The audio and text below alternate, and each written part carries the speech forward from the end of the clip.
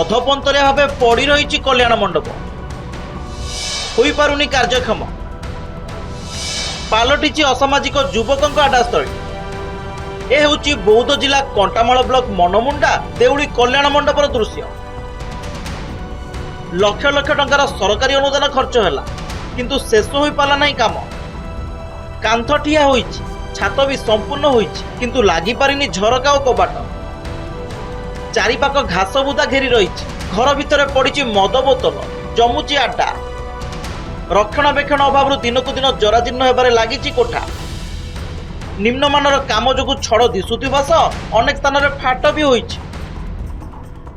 10 ବର୍ଷ ହବ ତାହା ଅଧପନ୍ତରିଆ ହିସାବରେ ପଡ଼ି ରହିଛି। ଠିକାଦାର ମାଲିମାଲ ହୋଇ ତା ବିଲ୍ ଉଠେଇ ଆତ୍ମସାତ କରିଥିବା ବେଳେ ପ୍ରଶାସନ ନିରବଧ୍ୟସ୍ତା ସାଜିଛି, ଯଦ୍ୱାରା ସାମାଜିକ କାର୍ଯ୍ୟକ୍ରମ ଏବଂ ସାଂସ୍କୃତିକ କାର୍ଯ୍ୟକ୍ରମ କିଛି ହୋଇପାରୁନାହିଁ। ଲୋକମାନେ ହଇରାଣ ହରକତରେ ପଡ଼ୁଛନ୍ତି ଏବଂ ଉକ୍ତ କଲ୍ୟାଣ ମଣ୍ଡପଟି ବର୍ତ୍ତମାନ ଚୋର ତସ୍କର ଏବଂ ଅସାମାଜିକ ଲୋକଙ୍କର ଆଡ୍ଡାସ୍ଥଳୀ ପାଲଟିଛି। ଦେଉଳିରେ ଯେନ୍ ବାକି ଯେନ୍ ପଡ଼ିଛି କଲ୍ୟାଣ ମଣ୍ଡପଟା, ଯାହା ଜଣା ପଡ଼ୁଛି ଆମର ବ୍ଲକ ପ୍ରଶାସନ ସେଥିରେ ବିଲକୁଲ ଧ୍ୟାନ ନାଇଁନ। ଆଉ ଆମର ଯେନ୍ ପଞ୍ଚାୟତରେ ଯେନ୍ ସରପଞ୍ଚ ଯେନ୍ ଅଛନ୍ ତାଙ୍କର ବି ଧ୍ୟାନ ନାଇଁନ ବୋଧେ, ଯାର ଫଳରେ ଲୋକ ବହୁତ ହଇରାଣ ହଉଛନ୍। ଆମର ଯେନ୍ ଦେଖୁନ୍ ବିହାଟେ ହେଲା କି କେନ୍ ବ୍ରତଟେ ହେଲା କି କେମିତି ଗୋଟେ କାମ ଘରଟେ ହେଲା କି କୌଣସି ପ୍ରକାର ନାଇଁ ହେଇପାରବାର ସେନେ। ପୂର୍ବ ସରକାର ସମୟରେ ଆରମ୍ଭ ହୋଇଥିଲା, ହେଲେ ଏଯାଏଁ ସରିଲାନି। କୋଠା ପାଇଁ ପ୍ରାୟ 20 ଲକ୍ଷ ଟଙ୍କା ଖର୍ଚ୍ଚ ହୋଇଥିଲେ ସୁଦ୍ଧା ସେମିତି ପଡ଼ି ରହିଛି ପ୍ରକଳ୍ପ। ଏହା ଉପରେ ପଡ଼ୁନି ପ୍ରଶାସନ ନଜର। ବାରମ୍ବାର ଗ୍ରାମବାସୀ ଅଭିଯୋଗ କଲେ ମଧ୍ୟ ଫଳ ଶୂନ। ଫଳରେ ଲୋକଙ୍କ ମଧ୍ୟରେ ଦେଖାଦେଇଛି ଅସନ୍ତୋଷ। ତେବେ ଏ ସମ୍ପର୍କରେ ବୌଦ୍ଧ ଅତିରିକ୍ତ ଜିଲ୍ଲାପାଳଙ୍କୁ ପଚାରିବାରୁ ତଦନ୍ତ କରି ଦେଖିବେ ବୋଲି କହିଛନ୍ତି।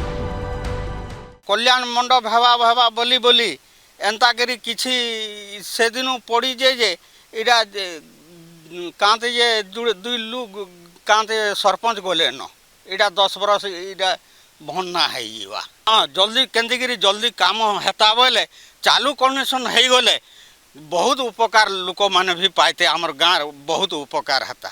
ଆପଣ ଆଜି ଆମର ପ୍ରଶାସନକୁ ଜଣାଇଲେ, ମୁଁ ଭିଡ଼ିଓ ଜରିଆରେ ଇନକ୍ୱାରି କରିକି ତାର ତୁରନ୍ତ କେମିତି ପଦକ୍ଷେପ ନେବେ ତାଙ୍କୁ ମୁଁ ଇନଷ୍ଟ୍ରକ୍ସନ୍ ଦେଇଛି। କେବେ ଅଧପନ୍ତରିଆ ପ୍ରକଳ୍ପ ସମ୍ପୂର୍ଣ୍ଣ ହେଉଛି, କେବେ ସ୍ଥାନୀୟ ଲୋକେ ଏହାର ସୁବିଧା ପାଉଛନ୍ତି, ତା ଉପରେ ନଜର। विवाह व्रत हो कि सामाजिक कार्यक्रम कि सभा समिति लोके एठारे करने को आशाई थिले मध्य असंपूर्ण हो रही कल्याण मंडप कोठा को जेके देखिले निश्चित कहब यह केबे संपूर्ण हेबो। तेबे देखा बाकी रहा सरकार और प्रशासन एवं लोकप्रतिनिधि केबे ए कोठा प्रति ध्यान देबे एवं संपूर्ण हेबो ए कल्याण मंडप कोठा। बौद्ध जिला कंटामाल सुशांत साहू, नंदीघोष टीवी।